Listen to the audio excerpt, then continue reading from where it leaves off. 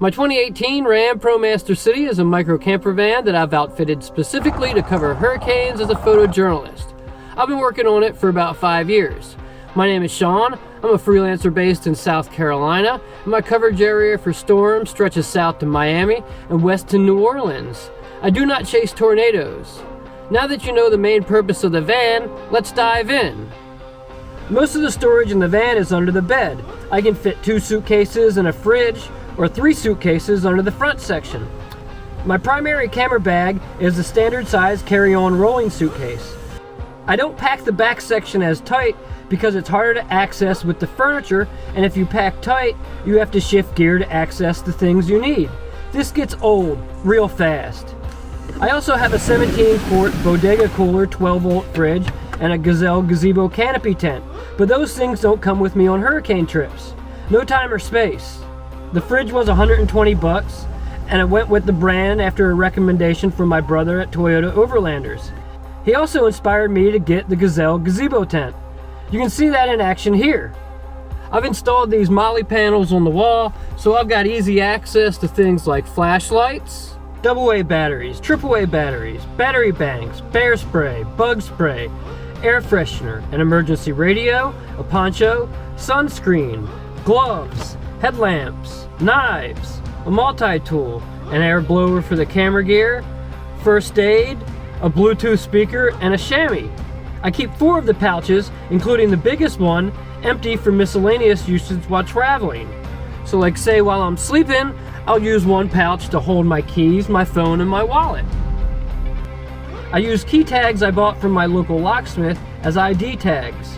When you're traveling, it's important that everything has a spot, but when you're constantly updating your van, spots will change. These are nice reminders. These tactical Molly seat covers are rad, but I only get to take advantage of one because of the location of the bed. I use these pouches to hold the things I'm charging because my power station batteries are here. I had these power stations at different spots over the years, and currently they're here because it's easier to access from the driver's seat. I have 2 400-watt lithium Goal Zero power stations and a Saoki 400. I don't think either of these items are in production anymore. Over the years, I've struggled finding a 12-volt inverter that would consistently charge the power stations without the occasional fuse breaking for the 12-volt outlet. Eventually, I found the Goal Zero 12-volt charger. This connects to one power station battery, and the other battery I'll connect to a 100-watt Renogy solar panel on the roof.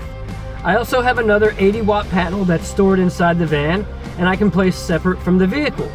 I can park in the shade and move that panel in the sun. There's a 30-watt panel on the dash, but I stopped using that after I put the 100 on the roof.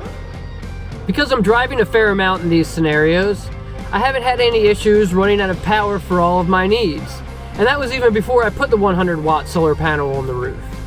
I have a few more pieces of technology to charge these days, but I should be able to work off the grid just fine for more than a week. I have a couple of fire extinguishers up here, and these 2 light bars. They change colors and run on AA batteries, so I use rechargeable versions. We have rechargeable stroller fans up in each corner, and those are key for warm nights. The floor is a black matte floor liner and some artificial turf. My bed is a cot that I got from Sportsman Warehouse, and it's 75 inches long. At first I had a trifold mattress that I bought from Amazon, but one of my friends has since made me a custom mattress. I'm 5'6" and have a few inches of extra room. I can sit on this bed without hitting my head on the ceiling. I don't have a lot of room, but I've got some extra insulation up here. I built custom foamy furniture for the van, which you can learn a lot more about on this video that I made. The bottom shelf is for my folding toilet, made by Reliance. It's been great for me, but if you weigh more than 160 pounds, it may not be great for you. I know 2 folks that have broken the plastic legs on this crapper.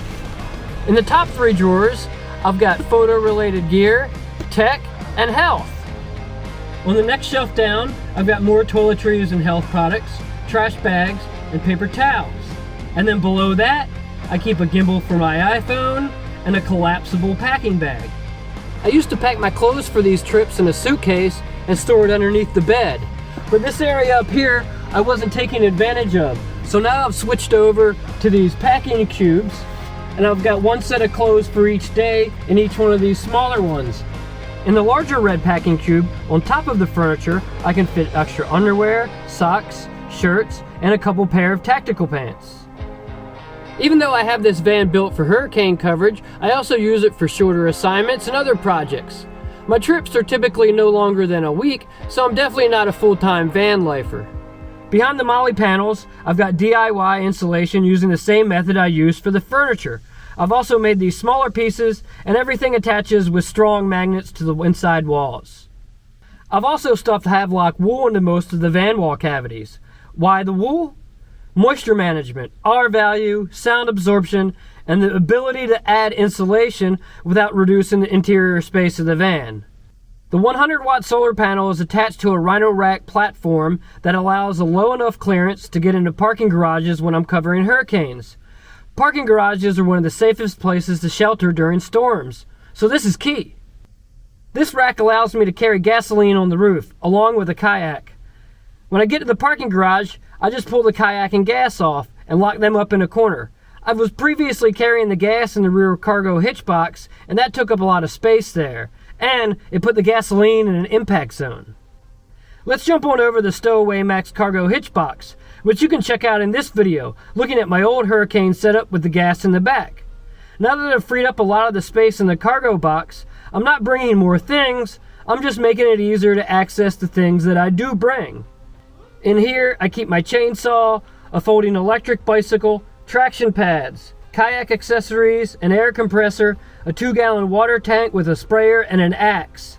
In those red boxes, I put laundry trash and use it as a temporary hold for my bags of human waste. Looking at the rear of the van, behind these barn doors, we've got more usable space. I've got a backpack with a 200 to 600, my fishing waders, my foul weather gear, and my life jacket. Under the vehicle, I have a coveted spare, and I also have a tire plug kit under the passenger seat. I will normally keep my food in the passenger seat because most of the time, I'm eating on the go in these storm scenarios. I eat a lot of apples, peanut butter, and nuts on these trips. Also in the front passenger foot area, I keep shoes and boots. Under the seat, I keep straps and bungees, and behind the driver's seat, I keep maps for South Carolina, North Carolina, Florida, Alabama, Mississippi, and Louisiana. One of my best van life purchases was a 2Enjoy foldable door latch step. I have a telescopic ladder, but this thing lets me get on the roof for a fraction of the space and money. Another simple addition was this reading pillow. It makes this little space a lot more comfortable. When it's time to sleep, I normally toss it in the front of the van. For the most part, outside of needing to redo my ceiling insulation to match the walls and furniture, my camper van is near complete. If you made it this far in the video, how about mashing the like or subscribe button? Feel free to comment with suggestions or questions.